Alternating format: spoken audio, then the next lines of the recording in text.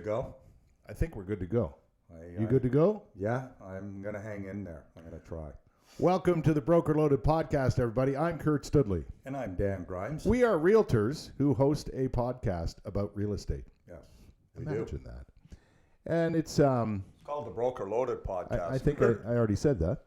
I think it's if you're looking for the truth about real estate and what's going on, you found the right place. Absolutely. We have so many things to touch on today, but the biggest thing is what everybody's talking about: realtors, or real estate brokerages, the general public, people I talk to, people you talk to, and that's the massive shift that has occurred in the Ottawa housing market. Yeah, and like I've stated before, this is the most rapid, quickest shift I've ever seen in my over 38 years in the business. Really? Yeah, and it's occurred really over the last 2 or 3 weeks. Let's talk about then where we were and where we are now. So the market previous to the last few weeks existed for a couple of years, over a couple of years. During COVID, it seemed to start as soon as COVID shut everything down. Yeah. The market was frenzied here in this particular marketplace, where houses would be listed for just a few days.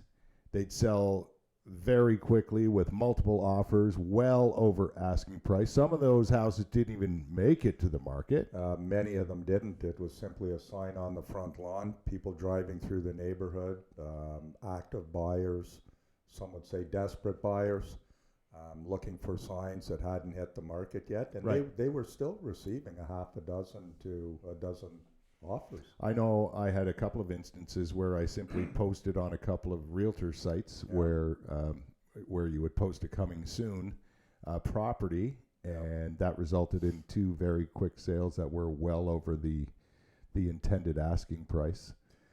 So it happened a lot, and buyers were frustrated. Sellers were kind of reaping the rewards, although for many of them they had to go buy something else, so they found themselves in the same situation. Yeah. But that is not the case now. What happened and where are we at the current time? Well, the good news for buyers is we have much more inventory on the market now.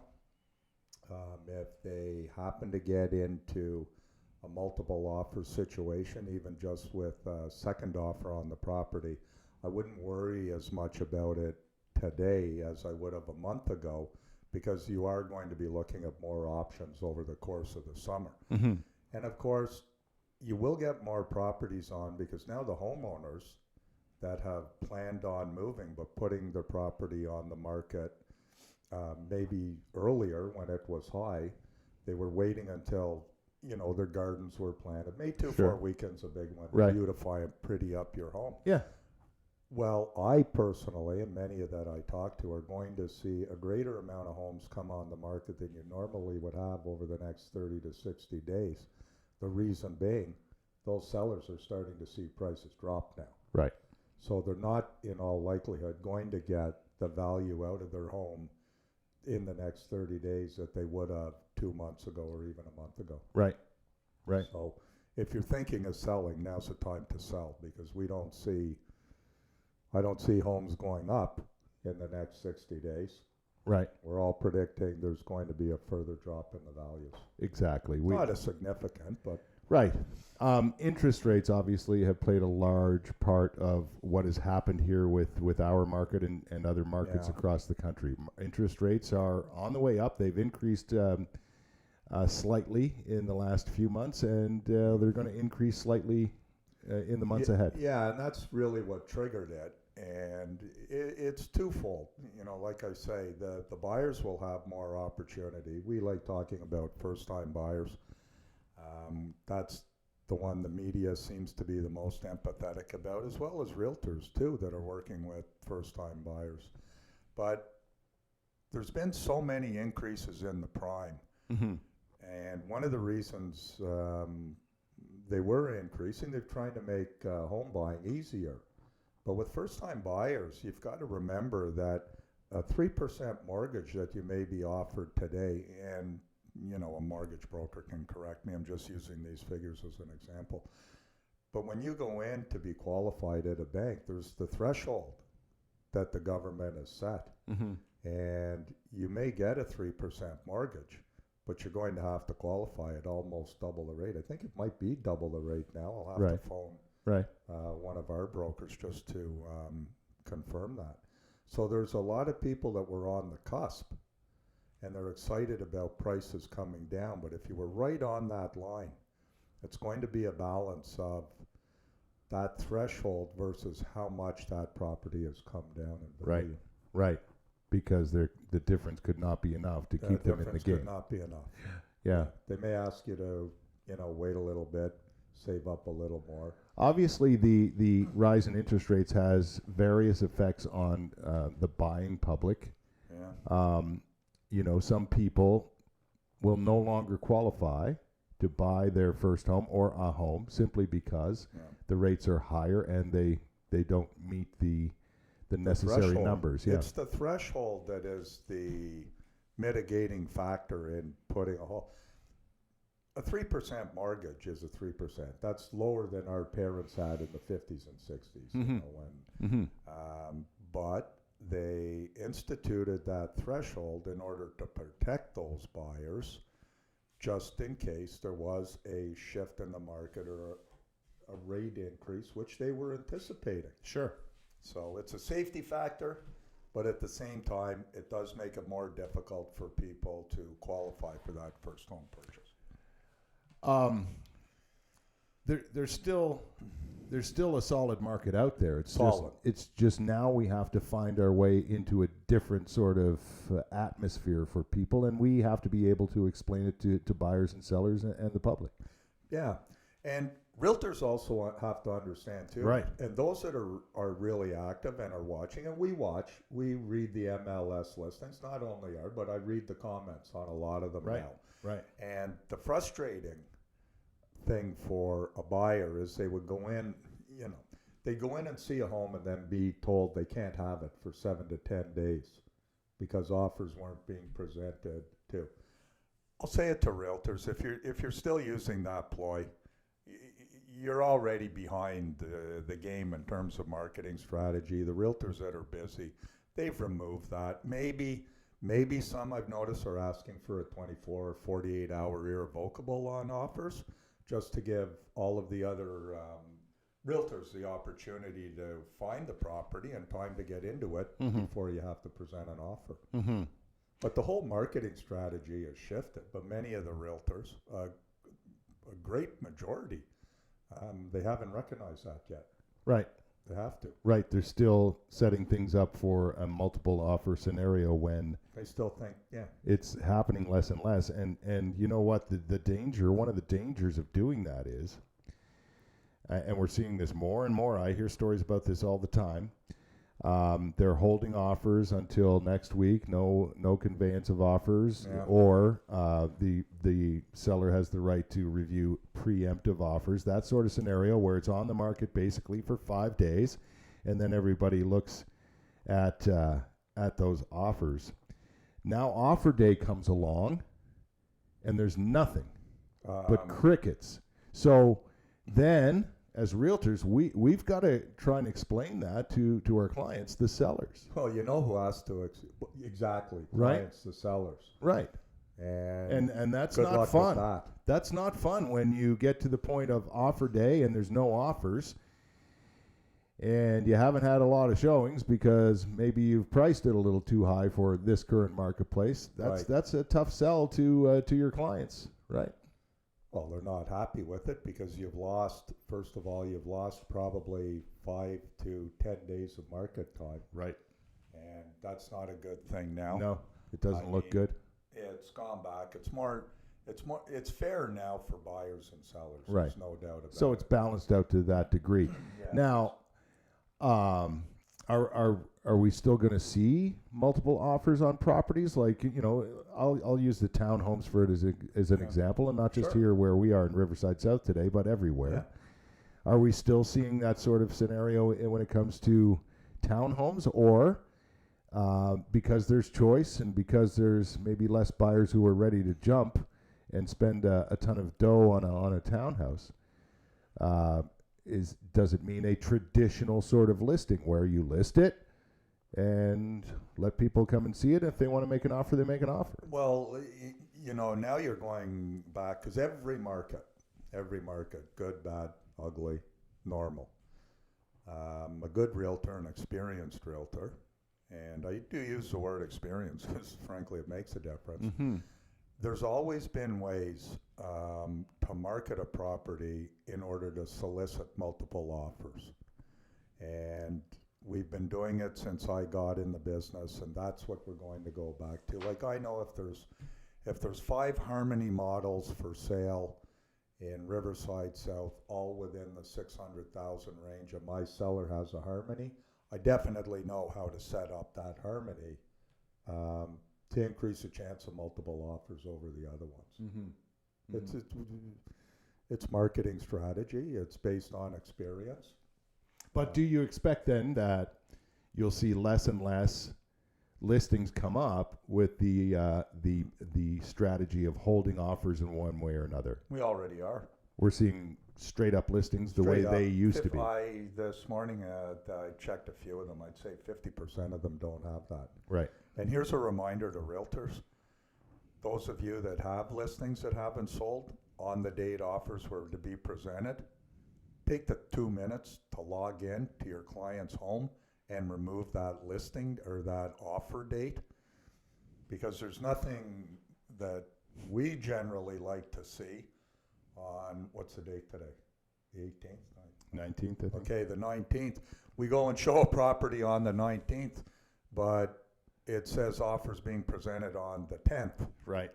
Well, good luck with getting anywhere near a full price offer on that place. Right, because that time has passed and nobody has adjusted the listing to reflect that. Or the better option, stop including it because we're just not there anymore. Right.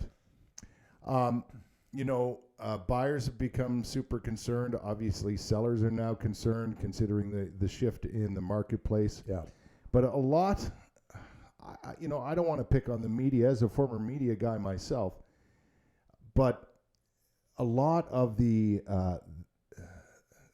scare comes out of what people read on the internet and what they see on television and newscasts and so on and so forth, and interviews from so-called experts, and it puts a scare into people, and it's really unfortunate because yeah, it is. Sometimes the people talking about real estate are simply talking about real estate and they don't know enough to give the viewing public or the reading public accurate information. Oh, they're, like you said to me once, they're a head of hair and a mouth talking into a microphone and into a camera. All hair and teeth, yeah. All hair and teeth. And I am a news watcher, I respect, but when it comes to real estate, I'll give you an example. I think it was last night. I only saw it this morning. Right. On CTV Morning, which I still enjoy tuning into. That's a good show. It's not bad. It was really good before. Well, it was better a few years. It was more fun a few years ago. It was more entertaining. It was a different show. Different show after a different demographic. Yes. And anyway, that being said, I love tuning it. I never can remember the name of the guy. He's great though. He's wonderful. Right. Leslie Roberts was doing the interview, I think. Or was it Graham Richardson? Graham Richardson. Okay. Graham Richardson. So it was last. Yeah, it was. But my point is, they were making the comment, or the topic was buyer's remorse. Well, ask a realtor. They had a Toronto lawyer on talking about buyer's remorse. Right. And he really couldn't comment on it. How many buyers does he deal with? He's a lawyer? He's a lawyer. He was very good because he talked about how difficult it is to get out of a transaction once it's firm. Right. But we could not find any realtor in this city, and to be honest with you, I talked to about 3 or 4, but that's enough because they do a lot of business. None of their buyers are remorseful for buying a home. No. They're excited about moving into their home. Yes. If their home, when they bought it, and it's dropped $25,000 and they bought it 3 months ago, they're just happy and excited to get into a home. Right. if CTV wants to talk about remorse, then get somebody on who's a seller of a home, because those are the ones that wish they sold 2 months ago instead of going on the market now. Well, they'll get a little bit less money. Right. Right. So, and I mean, and get a realtor on. Get a local realtor on. I think they have one on CTV the odd time in the morning. Yeah. Ask her. You know, I don't want to pick on the media per se, as mentioned, but you know, No, but they perpetuate a lot of it. exactly, And a lot of it is it inaccurate. grows, right? Yeah. This inaccurate information Yeah. kind of bubbles out there, and then people start talking and add to it, and Yeah. it becomes a frightening scenario for a lot of people. They're like, oh my gosh, you know what happened? What am I going to do? Well, it's you know. Well, the majority of the public still believe what's reported to them. And I'm not suggesting this interview with the lawyer and the host is like Trump fake news, like not at all. No. It just wasn't. It wasn't accurate. Right. It just wasn't accurate. Buyers are not remorseful. No. No. They're thrilled that they had the opportunity to buy a home, and they're moving their family into it. They're thinking about decorating it, not, you know. Yeah, not being remorseful Not about being what they remorseful purchased like 2 months we- ago. No. No, I mean, it's just a shift in the market. It's, you know, yes, it's a dramatic shift. There's no question about that, but it's not going to stop real estate dead in its tracks. The prices haven't fallen out like the Great Depression. I mean, No.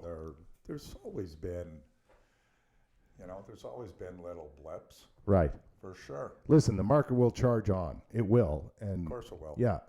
And with that, with those changes, with the shift in the market, come a bunch of different things. Yeah. And it wasn't long ago, friends, that we were buying houses at a frenzied pace, not including any conditions. Matter of fact, if you had conditions in your offer, you Yeah. probably weren't going to get the house. And we're talking about conditions like a finance condition, a mortgage condition. Yep. And we're talking about a home inspection condition, which was usually the case.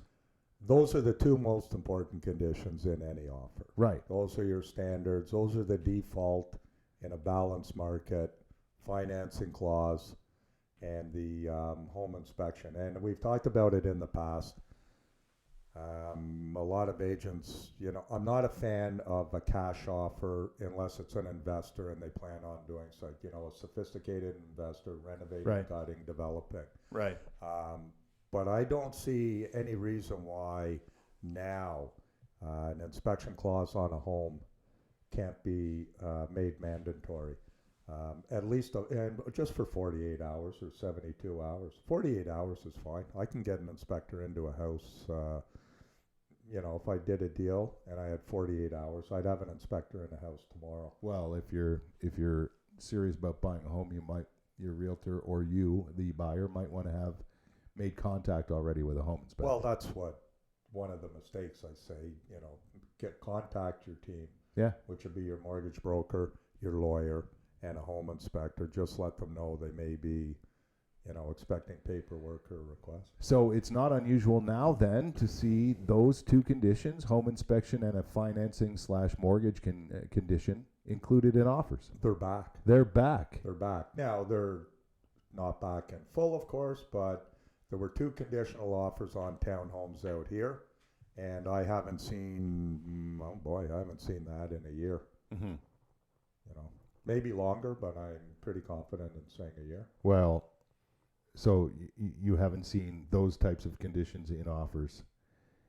Well, I haven't seen an inspection condition.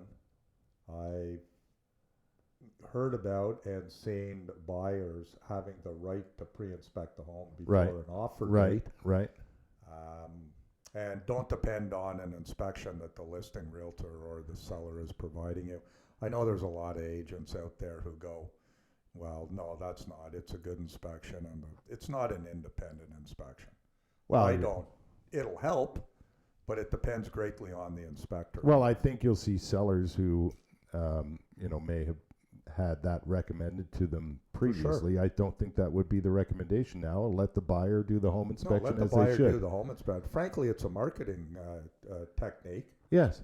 where, hey, Mr. Seller, here's what we're going to do in this market. I'm going to pay for your home inspection. Right, and we'll do it previous to listing. We'll do it previous to listing, but, realtors on the outside coming in, they don't often want to depend on that. Like, I don't depend on a status certificate that's more than 30 days old. No, nor should you. Actually, I don't depend on it if it's 10 days old. Right, I want to order a new one. right. So So, lots can happen in 10 days. Like Yeah. a board meeting that they had a discussion about things. yeah. So for buyers, it's fair now to include those conditions, home inspection and financing, if you're getting ready to make an offer on the house. Yeah. Um, And your realtor will have an indication if there's any Sure. offers expected. Sure. And for sellers, you should expect to see more and more of those conditions in offers, Absolutely. right? Yeah, for sure. And a home inspection, I think I said it on the last, or maybe on one of our social media platforms. It protects all the parties involved. It's a good thing. It's a good thing. You give a buyer an opportunity, give them 48 hours to inspect a home. Well, yes, you've given the buyer the opportunity to inspect the home, but what's the advantage to the seller? The seller has given a buyer an opportunity to have a registered professional inspector come in. If you don't allow them to come in, what can happen? And this can be a podcast topic in the near future. Sure. A buyer moves into a home and there's an obvious something wasn't disclosed. And realtors will, well, yeah, the offer was unconditional. Yeah, tell that to a lawyer when the buyer walks in and the second day they're in there and it rains and the whole newly finished basement and painted floor floods. Latent defect, plain and simple. The owner had knowledge and people are saying, yeah, but no inspection. Good luck with that. Right. In the hands of a lawyer representing the buyer, see if mediation before you hit the courtroom. That being said, it'd be a good idea as a seller's listing agent Yep. to do your homework. I mean, a lot of homes are being listed without inspections and all that sort of thing, and sold without inspections, and that was kind of the way of doing business. So it didn't, making sure you had all your I's dotted and your T's crossed when it came to that didn't really matter, because people were buying them without home inspections anyway. Yeah. So, not that you would ignore any latent defect, but maybe you wouldn't just delve into that a whole lot. No, you wouldn't. In fact, our group going forward, and I posted it on social media, and I had a really positive response from realtors. Usually it's my friends in the public and, they'll read it, but realtors. And I said, going forward, any listings that my group has, it will be in the instructions to the realtor that our sellers will accept a 48 to 72 hour inspection clause. A condition. Condition. Yeah. Condition. It's not a That's clause, right. it's a Yeah, condition. it's a condition. Thank you, Grasshopper. I just So- told it. He just told me, Anyway. yeah, I'm the old guy here. And, but no, yeah, right. And you know what? And at the end of my post, I just, before any realtor says, well, why are you doing that? Because it's the right thing to do. Yes. It's the right thing to do, and you're protecting your seller. You're protecting your seller. They've been given the opportunity. If there's a defect, a good inspector is going to find it. Right. For sure. Yeah, and that's what a home inspection is all about. Yeah. And that's why home sellers, homeowners who are planning to sell, Right. should check into any areas of their home that they are concerned about Yeah. before you list your property, so you don't run into that obstacle down the road. If there's something that you need to fix, find it and fix it. Yeah. Otherwise, you're going to have headaches down the road. It may not be a lawsuit or whatever, but it may be something. It's going to be a cost. Yeah, there's going to be a cost and a headache and stress to you take Yeah. the stress out of it and be prepared. It's simple. For sure, without a doubt. It really is simple. Well, the other point, it's funny how we don't really rehearse these things, but when we discuss other, topics or suggestions, you have to remember that if you put in an offer and it's conditional upon inspection, and when you submit that offer, a second or third offer comes in, that realtor's obligated to contact you and inform you how many offers there are. And you're going to have an opportunity at that time to adjust your offer. So you'll be able to remove those conditions and resubmit. So maybe it should have been happening on all these multiple offers. Well, it just didn't. But they were all cash because all the agents were saying you're not going to get looked at if you have an inspection clause in it. Yeah. But when you submit an offer, a lot of times you don't know how many offers are there. So even if you had at the peak submitted that offer that had an inspection clause, I believe you'd still have the option to remove it anyway. Right. The agent has to tell you how many offers. Right. And if there's 12 of them, one of them, 6 of them are I've cash. seen it happen where the Absolutely. inspection condition is included and then it's taken out. Of course. Right. Of course. To make the offer stronger at the time. Yeah, absolutely. And that was the frenzy we were in. We're no longer in it. The We're no market has longer. shifted. No. Feel free as consumers, as buyers, as buyer agents, if you think it's required, put in an inspection condition. Well, and because there's more properties coming on the market, it's easing up in the minds of the buyers and the realtors. Don't worry if you lose this townhome on this particular street in this particular area, Riverside South. Don't worry about it because there's going to be 10 more to look at. Yep. It's not like you only have this one and then you got to wait, for something else to come up like you're playing the lottery. Mm-hmm.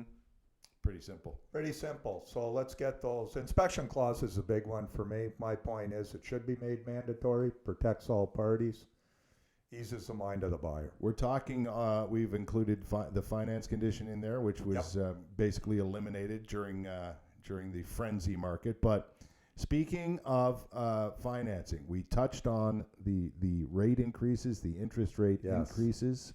What are buyers to do now if interest rates continue to climb? They're marginally climbing a little bit at a time. Yes. What's the best strategy when it comes to your financing for the home you intend to buy?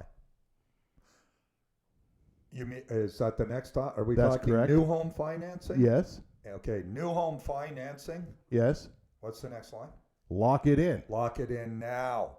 So I learned a few things this morning, and I'm not going to overspeak on it because I'd still like to get one of the two brokers in here and discuss it. Right. But I did ask Debbie Belair this morning when I was talking to her. Mm-hmm. I said, Debbie, how does it work with somebody going out and buying a brand new townhome today, where I happen to believe if you're paying $850 to $900 with an upgraded townhome, there's a very good chance in 12 to 18 months that townhome will not be worth what you paid for it. Right. How does the financing work? Right. And I'm going to follow up with her to clarify, or we can get one of the two of them in here. She said 2 things really buyers should know, and I'll keep it simple. There is a group, or I guess a mortgagee, who does finance new home builds for all the new home builders. And they offer a 2-year rate guarantee. Mm-hmm. Now, because it's a 2-year rate guarantee, the interest rate's at a premium. Right. It's a higher interest rate. But she said, here's why it doesn't matter and why you should lock into that 2-year rate now. The 2-year rate is guaranteed for 2 years. That's that's reason enough to lock in. Don't worry about the higher interest rate, because before you close that transaction in the next 12 to 18 months, you will have the opportunity to go with a different mortgagee. Yes, but at that's the right. very least, you have that rate guarantee. I said, okay, that's great.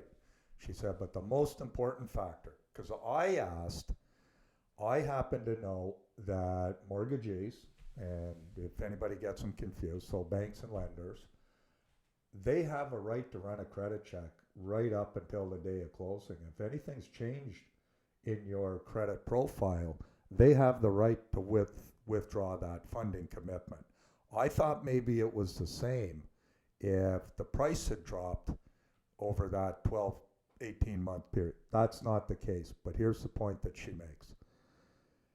When you buy a home and you enter into an agreement and you're buying a base model, Right. you're then invited to go out to the design center. Mm-hmm. So you've got your financing based on that original base model price. Right. Okay? Without any extras. Without any extras. So you're just mulling along, and then maybe 6 months or even, whatever time frame you decide to add extras. Now you've increased the value of that home. That gives you the right, that gives the mortgagee the right then to go in and reopen that file. Right. Which you don't want them to do. No. Okay?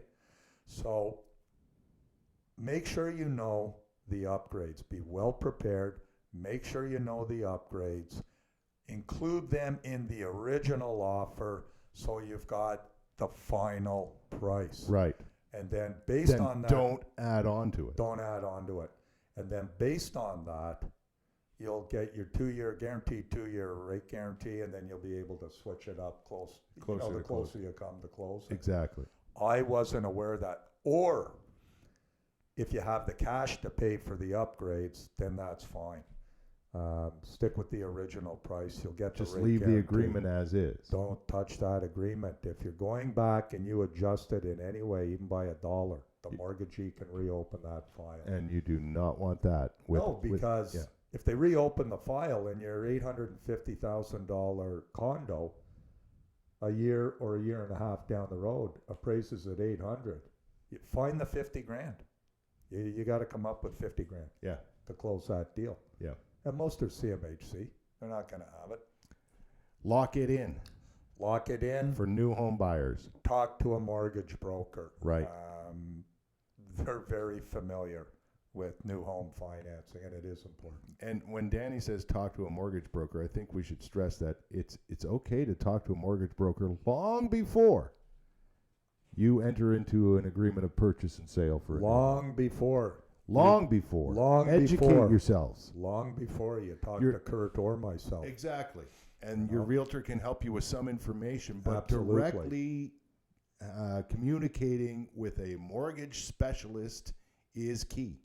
Yeah. It's key to your success. It's key to protecting yourself. It's key to knowing what you're getting into in advance of getting into it. Well, it's the first level of home buying that will increase your confidence in the process. Right. Because most of the mortgage brokers I know, yours, mine, they calm it down. They deal with realtors every day. They talk our language, are familiar. They're quick to give us a call if they have any questions about the property, without disclosing any information about their client, of course. Yeah. But if it's one of our clients, then there's a sharing of that information, so we can show them the properties, that they qualify for, and they're going to be happy purchasing. Exactly. Yeah. Due diligence. It's all about education. Yeah. It's all about educating yourself and having your realtor, your mortgage advisor helping you to figure out what the heck is going on. Now, we're coming up to our half-hour time limit, which is not set in stone, but we like to keep it to that because, well, we could be here forever. We could. We could. I have one more thing. You got a little... I'm watching the clock, so I have time to say this. You have lots of time. Just remind, this is a reminder to Kurt and myself, very important thing. Anybody who's looking to sell the home, make sure you have a really detailed and updated market evaluation of your home. There's a lot of realtors out there that, like we mentioned earlier, that still think we're in this flush market. They're going to undervalue your home, or they're going to set it up thinking you're going to get more for your home. They have to do a proper market analysis, a comparative market analysis as well, neighborhood analysis. There's 3 sources of information. Make sure they do their due diligence. Frankly, a lot of agents are lacking in that skill set these days. Well, it wasn't a necessity. It wasn't. In selling homes in the last couple of years, No. unfortunately.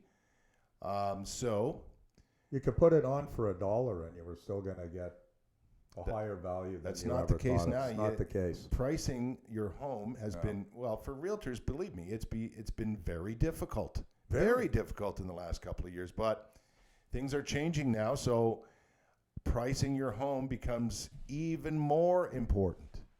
Without a doubt. Right? You have to Without a price it properly so you can, as a seller, get what you expect Yeah. and sell your property.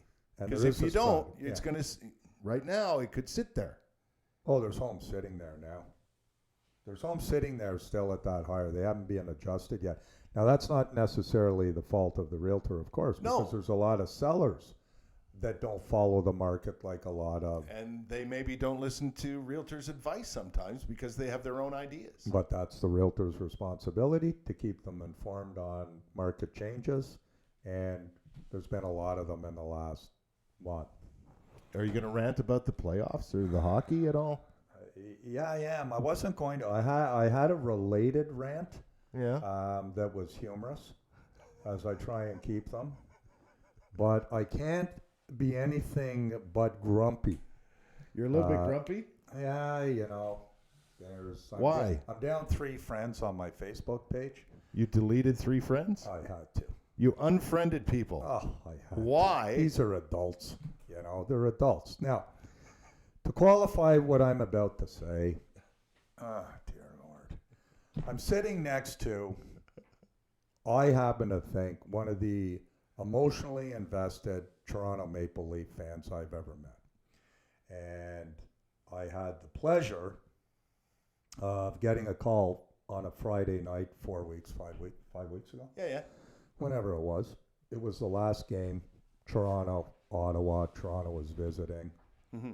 The regular season, yeah. Yeah. So I saw I really did. I relived my youth. As, by the way, I'm a Habs fan. I was the tallest Yvon Cornway, a 12-year-old in my whole neighborhood. I love the guy. Still do, the Roadrunner. Yeah. Rest in peace, Guy. But Kurt here, when you have the opportunity to go to a Leafs game with Mr. Studley here, you will relive your youth. You're guaranteed a good time. Oh, you're good. Just watching him, you will just want to watch him. You will just want to see the anxiety, the bead of sweat form on a forehead of a growing, mature adult regressing to a 12-year-old, and that excitement of, Davy Keon scoring the winning goal. Look, I wish you could have been with me. And I went to Game 5 of the Toronto Tampa Bay series. I went by myself. Well, I was with 21,000 friends. Yeah. But you talk about the regular season game. People around me at Scotiabank Arena in Toronto on Game 5 night were asking me if I was going to be okay. No, it's And I said, no. no. But anyway, look, I'm a dedicated fan, and I'm a good fan. And I'm like you. Yeah. I don't like the bad hockey fans, and I don't care. Okay, well, you're the Leaf fan, so you better turn this over to me quickly. Okay, fine. Because you're just going to sound, they'll jump on you as being another whiny. By the way, had Montreal, my beloved Habs, made the playoffs. Right. If we had started this last year, we'd be having more fun because I will remind Kurt, we were not to make the playoffs last year. We did make it to the Stanley Cup final. And somewhere along the line, we beat the Leafs in Game 7, did we not? Well, you were down 3-1. As 3 games to 1. I forgot that. We came back. Isn't it just like Habs fans to remind us of the past? Because, let's face it, that's where they live. These are not nose cones. These are mic cones. And I was ready for, or I will be someday, but I was willing to wear my my red, and he's got his blue. But now the rant. We're having fun with this. Okay, come on. We're way past half an Yeah, hour. but we got the hockey crew now. So It doesn't matter. it doesn't matter, you know. So you're a Habs fan. You're a Boston fan. You're a Chicago. It's always one of the original 6 guys. It'd be interesting to see if Liam was actually cheering for the Leafs during the series, being the. I don't know if he said so. Yeah, I don't know. Well, I'm going to find out. Right. I'm a hockey playoff fan. I have always said, and you cannot deny it if you're a true hockey fan, this city and this province is alive the longer the Leafs are in the playoffs, until they have to meet the Habs, which they did last year. And we know that, the ending of that. Living in the past. Living in the past. We got there. So Last year. here's what I don't understand. My peers, we'll call it the 50 up. I'll even go, back 50 years. Who, if you're 50, you've never had any excitement with the Leafs because you're not old enough to remember the Stanley Cup win that I happened to watch live. And I'll be honest with you. I wasn't thrilled, but it was exciting. Why a grown adult will post on social media publicly like an infant, anybody but the Leafs, and then take it a step further when I go, oh, come on, guys. It's more exciting with the Leafs in. To start dropping F-bombs on me, Getting nasty. you fools, on a public forum, you look like fools. I hope you're doing it. Yeah, I hope you're not doing it in front of your children and yelling at your TV, anybody but the Leafs. I know in your hearts, you wanted to see the Leafs advance. I've got to believe that. Because if you want to see another cup to Florida, I have no use for you. And if you don't agree with this, if you're listening to it, just delete me. Because it's going to be idiocy again next year if the Leafs don't get into round 2. That's all I have to say. That's a good rant. So Listen, I took some shots after the Leafs got knocked out again. Believe me, it crushes me. And when I was in Scotiabank Arena with my 21,000 friends, I was in a place where most everybody I talked to felt the same way I did, right?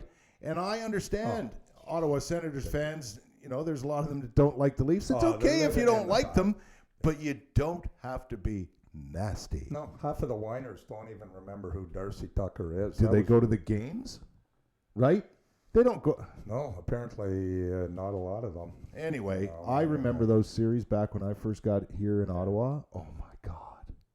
It was magic. It was magic. I mean, that's really where. Listen, be a good hockey fan. Just be a good hockey fan. Cheer for your team.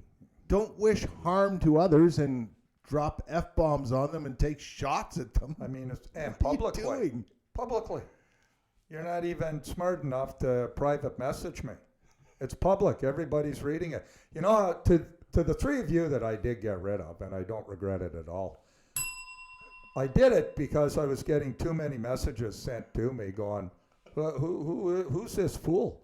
Do you know him? And unfortunately, I had to say yes. Others were commenting on the idiocy. Is that what you're saying? The idiocy. Yes. The idiocy. This is my favorite rant so far. This is the wow. Broker Loaded Podcast, ladies and gentlemen. That it is. It's a podcast about real estate and emphasize the real.